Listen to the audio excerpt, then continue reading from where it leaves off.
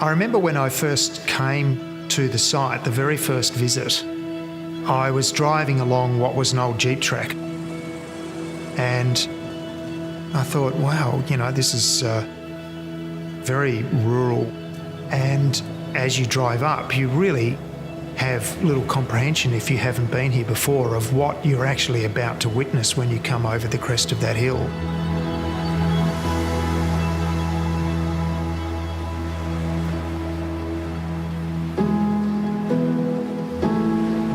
The point is in Southern Tasmania, and it's an amazing piece of empty windswept farmland with incredible views out over Frederick Henry Bay, which was quite a thing to have to contemplate in terms of inserting some architecture here. In Queensland, for example, you need to really be out of the sun and in the breeze, whereas in Tasmania the opposite is the case. You want to create pockets around the building where you're out of the wind but in the sun. The point was placed very subtly in the contour of these rolling paddocks, almost as one line, simply underscoring the landscape. A very durable piece of architecture here that you could comfortably live in and enjoy the rawness and scale of landscape that was beyond. No matter what you place in the Tasmanian landscape, it's ultimately going to be engulfed by it, such that the architecture itself really becomes a vessel.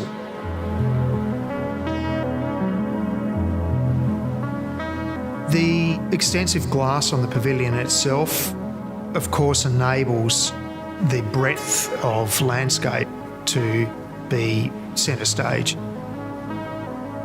The light is always changing. Over Frederick Henry Bay, it's constantly changing all day long from dawn till dusk.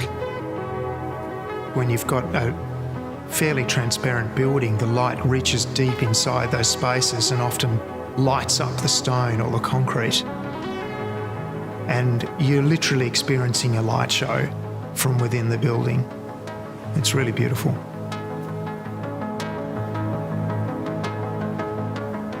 I think the thing that I'm most proud of the house is the elemental composition and the clarity between the materials. We use 5 basic materials in the building: concrete, glass, timber, steel and stone. As the builder, you really want to try to express them as honestly as you can, to not confuse them with each other, to make the detail where they junction clean and deliberate. And the one thing about this building is its level of durability, how these materials were composed. And given that they're all quite raw, it just brings about a sense of home. And it's this combination of compression and release which gives drama to the experience. For me, it's about constantly being taken aback by the magnitude of what I'm looking out to. One of the aspects of having such a spectacular landscape is not only visually but also the sound. Tasmanian landscapes and its wild places have a very deep feeling of being ancient. You can feel history here, the history of the farm, the history of the foreshore, the wild ocean that has been out there crashing against the rocks for millennia.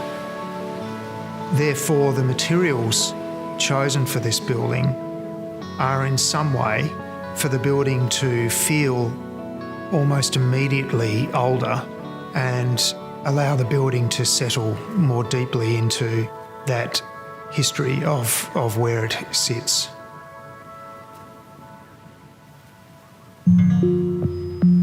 To try to create a building that is quite open, transparent, you're bound to try to minimise the amount of structural supports or conceal them as best you can.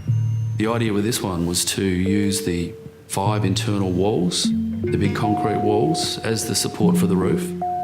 And the roof cantilevers quite considerably as well. So we used a small amount of steel. The steel was concealed within the building.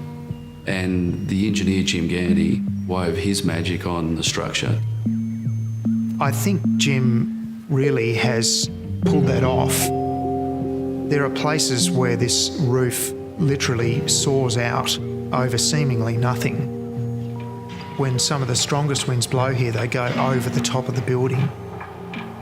Durability is sustainability. The funny thing is, and we hear this a little bit from folk when they come to this job, is that they'll say, God, this house is simple. It's so simple, I could do this. It looks so easy to build. That's the interesting thing, is it seems to be the more difficult the execution, the more consideration given to the execution, the simpler they get. And in that is some form of perverse satisfaction. When I visit this house, I simply look out. And it's when you come down to a site like this, which has very little or almost no light pollution, and you have a blazing fire, you sit and listen to the sound of the ocean, and you look up and you've got the Milky Way above you. That's why you come to places like this. It's not so much the architecture, but the architecture enables you to have that experience. And I think that is something that has been achieved, and that is immensely satisfying.